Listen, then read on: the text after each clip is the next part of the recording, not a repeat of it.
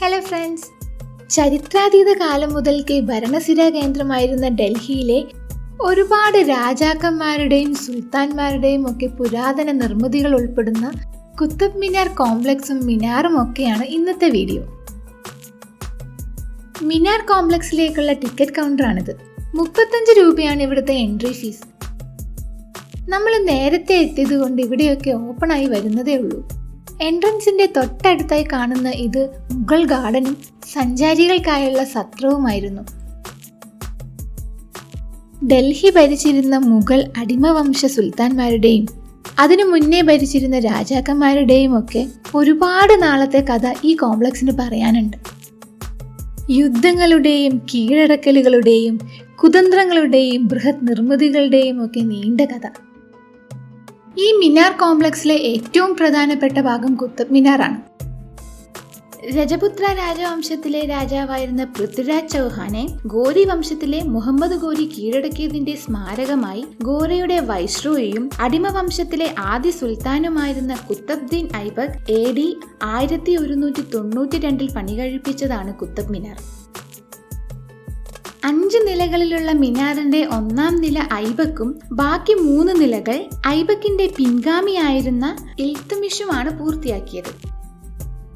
പിന്നീട് ഇടിമിന്നലിൽ കേടുപാടുകൾ സംഭവിച്ച മിനാറിനെ സുൽത്താൻ ഫിറോസ് ഷാ തുഗ്ലക് 4-ാം നിലയെ ഉയരം കുറച്ച് 2 നിലകളാക്കി പുനർനിർമ്മിച്ചു. 1802 ഭൂകമ്പത്തിൽ കേടുപാടുകൾ സംഭവിച്ച മിനാറിനെ പുനർനിർമ്മിച്ചത് ബ്രിട്ടീഷ് ആർമി മേജറായിരുന്ന R. സ്മിത്ത് ആണ്. റെഡ് സാൻഡ്സ്റ്റോണും മാർബിളും ഉപയോഗിച്ച് പഴയകാല അഫ്ഗാൻ മോഡലിലാണ് മിനാറിന്റെ പണി തുടങ്ങിയത്. പിന്നീട് അത് ഇൻഡോ ഇസ്ലാമിക് ആർക്കിടെക്ചറിലേക്ക് മാറി. 72.5 മീറ്റർ ഉയരമുള്ള കുത്തബ് മിനാറാണ് ബ്രിക്സ് കൊണ്ട് പണിത ഏറ്റവും ഉയരം കൂടിയ മിനാരം. താജ്മഹലിനേക്കാൾ 0.5 മീറ്റർ ഉയരം കുറവാണ് കുത്തബ് മിനാറിന്. കുത്തബ് മിനാറിന് അടുത്തായിട്ട് അപൂർണമായി കിടക്കുന്ന ഒരു നിർമ്മിതിയാണ് അലൈ മിനാർ. ഖിൽജി രാജവംശത്തിലെ ഏറ്റവും ശക്തനായ സുൽത്താനായിരുന്ന അലാവുദ്ദീൻ ഖിൽജിയുടെ ഏറ്റവും വലിയ സ്വപ്നമായിരുന്നു കുത്തബ് മിനാറിനേക്കാൾ 2 ഇരട്ടി വലുപ്പത്തിലുള്ള അലൈ മിനാർ. 1316 അലാവുദ്ദീൻ ഖിൽജിയുടെ മരണത്തോടെ അലൈ മിനാറിന്റെ നിർമ്മാണം പൂർണ്ണമായും നിലച്ചു.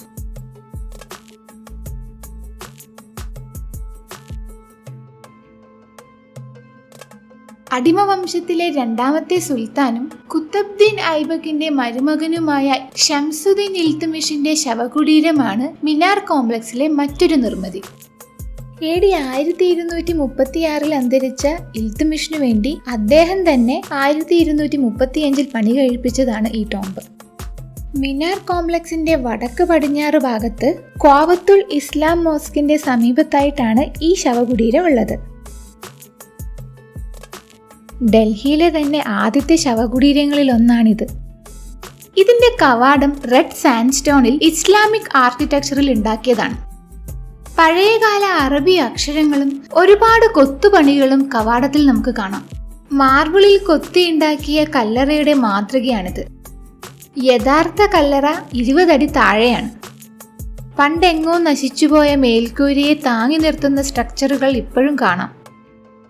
അകത്തെ ചുമരിലും മാർബിളിൽ കൊത്തിയ കൊത്തുപണികളും അറബിക് അക്ഷരങ്ങളും കാണാം.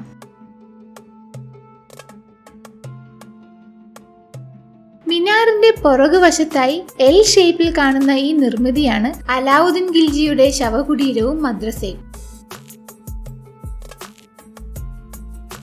AD 1296 മുതൽ 1316 വരെ ഭരിച്ച അലാവുദ്ദീൻ ഖിൽജി ഖിൽജി രാജവംശത്തിലെ 2-ാമത്തെ സുൽത്താനായിരുന്നു. ഇൽത്തുമിഷിന്റെ ശവകുടീരം പോലെയുള്ള ചിത്രപ്പണികളൊന്നും ഇവിടെയില്ല. ഇതിന്റെ കുറെ ഭാഗങ്ങൾ കാലപ്പഴക്കം കൊണ്ട് നശിച്ചു പോയിട്ടുണ്ട്.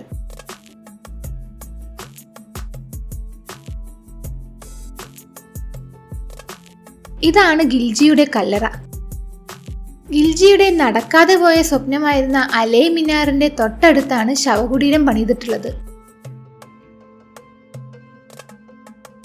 മിനാറിന്റെ തൊട്ടടുത്തായി കാണുന്ന ഈ നിർമ്മിതിയാണ് അലൈ ദർവാസ. തെക്ക് ഭാഗത്തു നിന്നും മിനാറിലേക്ക് പ്രവേശിക്കാനുള്ള പ്രധാന വഴിയാണിത്. അലാവുദ്ദീൻ ഖിൽജിയാണ് 1311 ഈ ദർവാസ പണിതത്. റെഡ് സ്റ്റോണും വൈറ്റ് മാർബിളും കൊണ്ട് ഡെക്കറേറ്റ് ചെയ്തിട്ടുള്ള മനോഹരമായിട്ടുള്ള ഒരു കവാടമാണിത്. പേർഷ്യൻ ആർക്കിടെക്ചർ കൂടാതെ ഇന്ത്യൻ ആർക്കിടെക്ചറിലുള്ള ഒരുപാട് ചിത്രപ്പണികളും ഇതിനുള്ളിലുണ്ട്.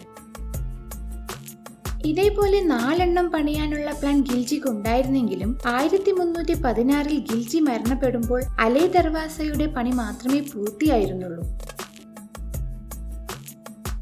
ഒരു കാലത്ത് ഇവിടെയൊക്കെ മനോഹരമായ പൂന്തോട്ടമായിരുന്നിരിക്കണം.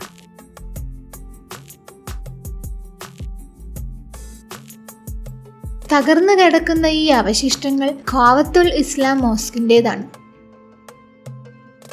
ഇസ്ലാമിക് സുൽത്താൻമാർ ഡൽഹി കീഴടക്കിയതിനു ശേഷം ആദ്യമായി പണിത പള്ളിയാണിത്. കുത്തബ് മോസ്ക് എന്നും the great mosque of Delhi എന്നും അറിയപ്പെടുന്ന ഈ മോസ്ക് നിർമ്മിച്ചത് കുത്തബ്ദീൻ ഐബക് ആണ്. പിന്നീട് വന്ന ഇൽത്തുമിഷും അലാവുദ്ദീൻ ഖിൽജിയുമൊക്കെ പള്ളിയുടെ ഘടനയിൽ മാറ്റങ്ങൾ വരുത്തിയിട്ടുണ്ട്. ഇൽത്തുമിഷിൻ്റെതായ കൂട്ടിച്ചേർക്കലുകളാണ് ഈ ഭാഗങ്ങൾ.